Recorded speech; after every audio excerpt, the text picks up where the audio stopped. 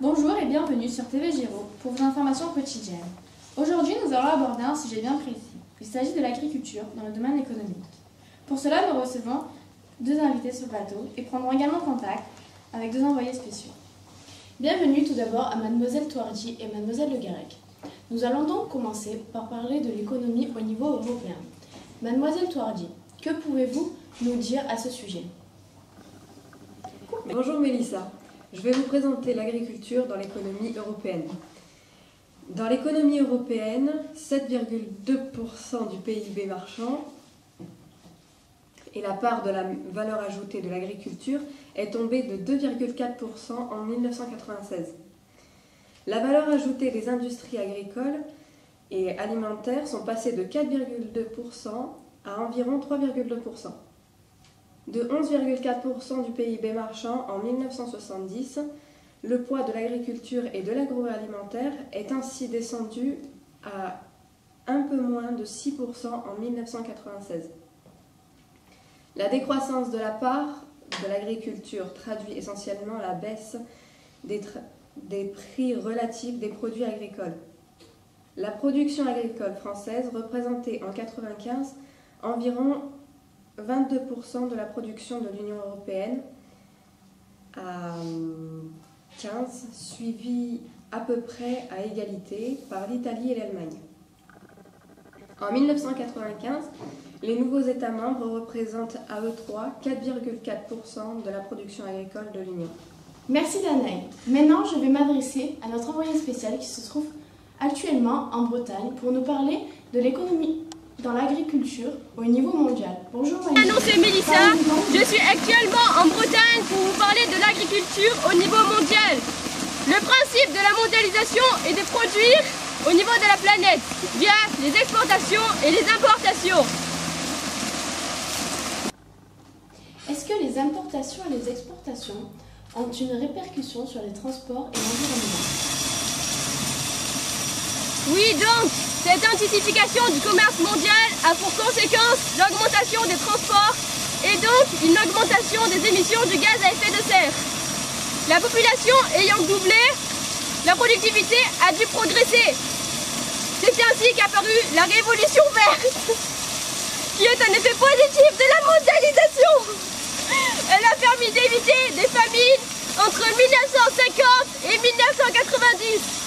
La croissance agricole entre 2000 et 2012 a connu un véritable boom dans certaines zones géographiques, comme par exemple en Amérique latine, où le taux de progression a augmenté de 50%, et en Europe, où le taux de progression a augmenté de 40%. En effet, lors de la dernière décennie, la production agricole a bénéficié d'un développement accéléré. Cependant, d'ici 2021, le rythme de croissance devrait ralentir selon le rapport datant du jeudi 6 décembre par l'organisation de l'ONU pour l'agriculture et l'alimentation. La croissance agricole annuelle devrait passer de 2,6% à 1,7%. L'agriculture est le meilleur levier de lutte contre la pauvreté. En effet, la famine et la pauvreté sont indissociables l'un de l'autre.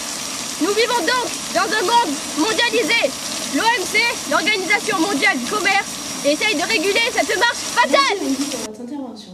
On vient de m'apprendre à l'instant que notre autre envoyé spécial est disponible. Je passe donc l'antenne à Eva qui se trouve en direct de Serres pour nous parler de la qualité des produits. Bonjour Mélissa, me voilà donc actuellement sur une exploitation se situant à Serres pour vous parler de ce qui dans le domaine agroalimentaire est une des principales préoccupations.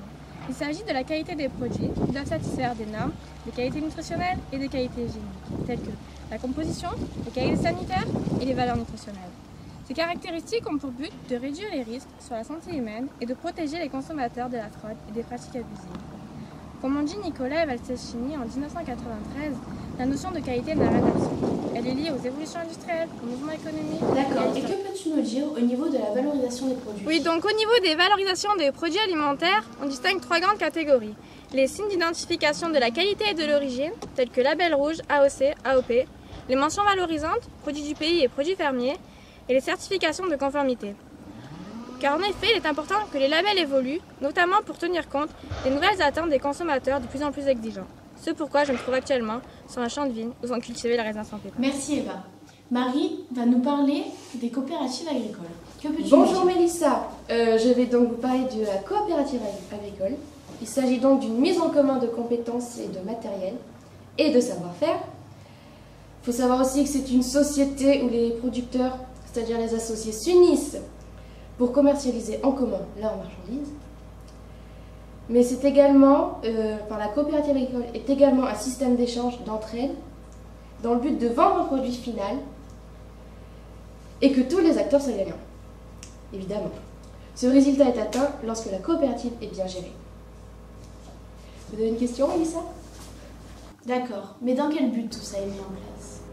Le but des coopératives agricoles est de faire démarrer l'économie au sein d'une région et d'un pays, mais également de faire en sorte que ça soit durable. Merci Marie pour vos informations. C'est ainsi que se termine ce journal. Merci à vous et rendez-vous demain, même heure, même journal. Bonne journée.